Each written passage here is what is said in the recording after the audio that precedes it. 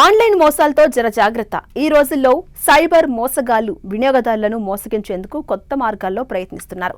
రోజువారీ లావాదేవీలు గతంలో కన్నా చాలా సింపుల్ అయిపోయాయి. డిజిటల్ పేమెంట్స్ తో కొత్త మోసాలకు పాల్పడుతున్నారు. ఎవరైనా గుర్తు తెలియని వ్యక్తి మీ ఫోన్ పే లేదా యూపీఐ ఖాతాకు డబ్బులు పంపుతామని నమ్మిస్తారు. ఇలాంటి వ్యక్తుల పట్ల చాలా జాగ్రత్తగా ఉండాల్సిన సమయం. ఎందుకంటే ఫ్రాడ్ మనీని మీ ఖాతాలో పంపేందుకు సైబర్ నేరగాళ్లు ఇలా చేస్తుంటారు. అది నిజమని నమ్మి మీరు మీ ఖాతాలోకి డబ్బులు పంపేందుకు అనుమతిస్తే అంతే సంగతులు. మీకు తెలియకుండానే మీరు సైబర్ క్రైమ్లోకి చిక్కుకోవచ్చు. ఫలితంగా మీ బ్యాంక్ ఖాతా కూడా ఫ్రీజ్ చేయొచ్చు. సాధారణంగా ఇటువంటి మోసాలు ఎక్కువగా తెలియని వారితోనే జరుగుతాయి.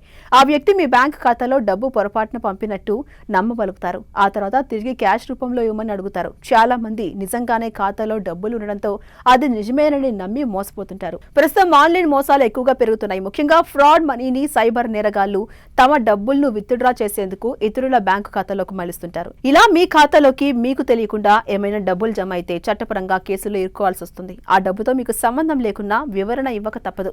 మీ ప్రమేయం లేదని అధికారులు నిర్ధారణకు వచ్చే వరకు మీ బ్యాంకు ఖాతాను ఫ్రీజ్ చేస్తారు. ఒకవేళ మీ బ్యాంకు ఖాతాలో ఏదైనా అనుమానాస్పద లావాదేవీ జరిగినట్టు తేలితే బ్యాంకులు ముందు జాగ్రత్త చర్యగా ఆ లావాదేవీతో పాటు అకౌంట్ను ఫ్రీజ్ చేస్తాయి. తద్వారా మీరు ఆ ఖాతా నుంచి పేమెంట్లు లేదా క్యాష్ విత్డ్రా వంటివి ఏది చేయలేరు. అంతేకాదు బ్యాంక్ అధికారులకు కూడా జరిగిన లావాదేవీకి సంబంధించిన వివరణలు ఇవ్వాల్సి ఉంటుంది. మీరు ఆన్లైన్లో లేదా క్యాష్ రూపంలో తెలియని వ్యక్తుల నుంచి మనీ రిక్వెస్ట్ పొందడం లేదా ఎక్స్చేంజ్ చేయకూడదు. లేదంటే మీ బ్యాంకు ఖాతా ఖాళీ అవడమే కాదు, ఫ్రాడ్ మనీ మీ ఖాతాలోకి వస్తే ఖాతాను బ్యాంకులు నిలిపివేస్తాయి. అందుకే ఇలాంటి యూపీఐ అలర్ట్లను రెగ్యులర్ గా చెక్ చేస్తూ ఉండండి. మీకు ఏదైనా అనుమానం వస్తే వెంటనే మీ బ్యాంక్ బ్రాంచ్ కు ఫిర్యాదు చేయండి. అలాగే 1930కు కాల్ చేసి సైబర్ హెల్ప్ లైన్ ను జరిగిన మోసాన్ని రిపోర్ట్ చేయండి.